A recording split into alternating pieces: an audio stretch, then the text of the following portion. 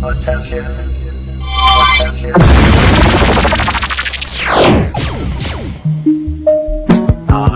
mga Pilipino raw ay may ugaling magnanakaw.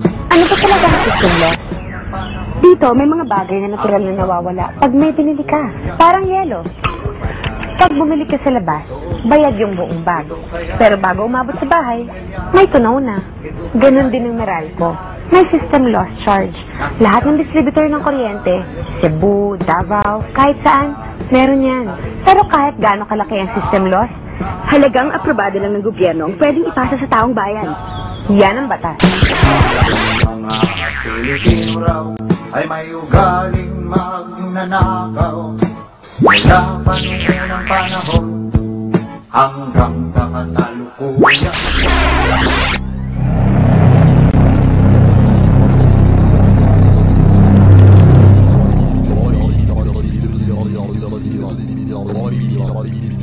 Ang 2 million nasa kulay ng violet! Violet! 2 million!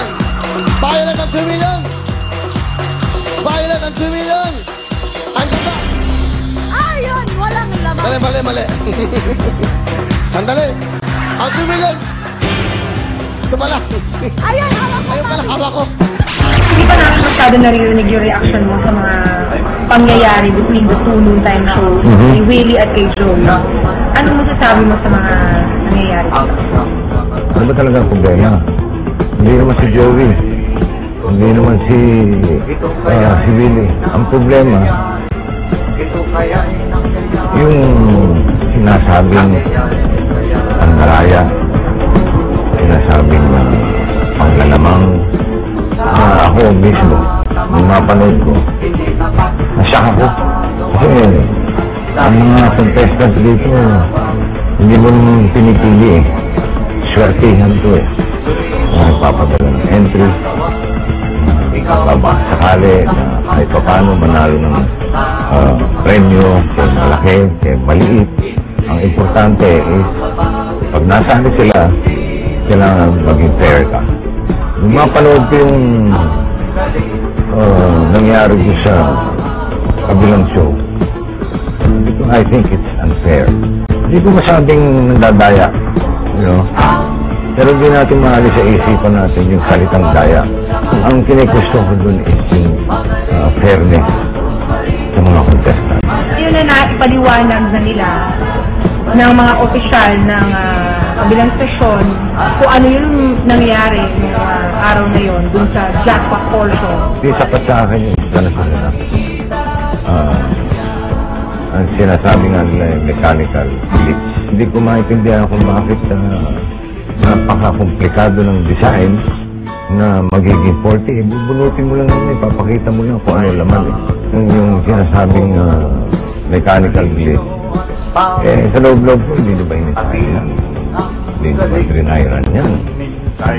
Ganun bang ka-irresponsable na nag-iisip ng mga palaro sa telebisyon?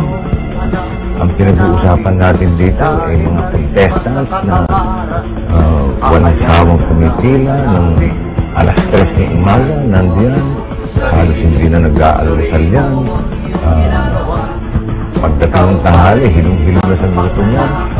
Tapos hindi mo paghahandaan, hindi mo i-ensayuhin yung gagawin ninyo.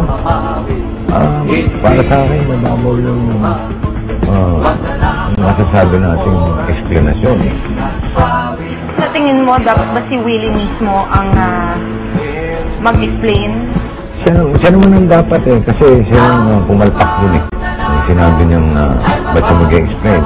Wala naman doon ang po-complain. Palagay ko, hindi niya naintindihan yung sinabi ni Joey. You explain before you complain. Kasi siya yung nagpo-complain na tinitira daw siya ni Joey na hindi naman. Sinasabi lang ni Joey, mag-explain ka muna bago mo ako tirahin. Ikaw ang may problema. Bakit sa tingin mo napaling yung or nabaling yung atensyon mula dun sa di umunit pandaraya na nangyari sa show nila kay Joey? Ayun, masama siguro lang mag-isip ng ganito, pero sa tingin ko parang gusto nilang maiba yung focus ng mga mga tao at makakalimutan kung ano talaga yung ugat ng problema, kung ano man yung mechanical glitch na sinasabi ninyo na para maging mapunta na lang kay Joey. I feel for my kumpare, not because he's my kumpare, not because he's my best friend. Nananahimik yung tao eh. And alam niyo naman si parang Joey, he's a commentator. Siya yung tipong pag may nakita siyang mali sa paligid, hindi siya yung tipong mauupo lang sa isang tabi at manunod. Kasi matalino si Joey. Very smart. And I can see that he is very conscientious sa trabaho. Kaya itong trabaho niya sa telebisyon, lalo na sa Itbulaga, seryoso siya dyan. Kaya pag nakakita siya ng hindi tama sa telebisyon, hindi mauupo lang yan. Meron ng isang grupo ng mga concerned citizens na nag-file ng protesta sa DTI at even the Senate has gotten involved. They're very curious about it. Sa tingin mo ba dapat yung scope ng interest ay ganitong kalaki talaga? Dapat lang. Total, pinalaki na nila. Pwede namang hindi na lumaki ng gano'n yan kung hindi nila tinira si Joey. We have an obligation. We have a moral obligation sa mga manunood.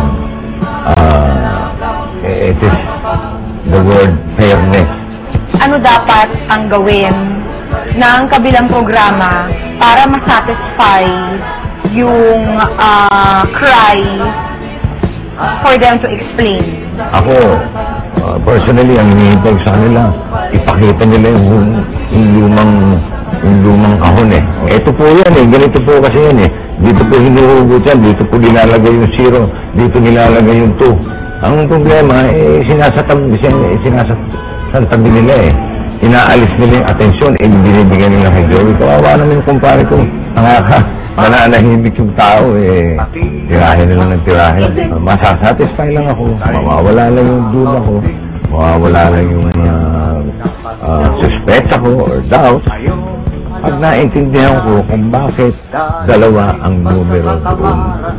Huwag nilang lansihin ang mga tao by using my kumpare, Joey De Leon, na parang ginagawa nila sa Joey. Hindi tama. Doon ako masama ang loob doon. Nagkaroon ng order ang MTRCB for Joey to stop talking about it sa Itbulaga and for Willie to do likewise. What is your opinion on that order? Para sa akin, I don't see the point. Joey, Willie, responsible enough to know when to stop. That for the MTRCB to put a gag, I think laban sa freedom of speech. Hindi ko maintindihan yung order na. Anong masasabi mo to Willie right now?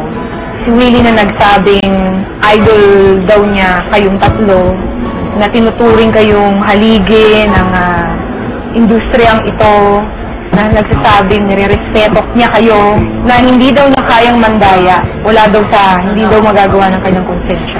Wala akong masasabi. Baka may speech pa sa programa nito. Ako naman. Wala akong masasabi.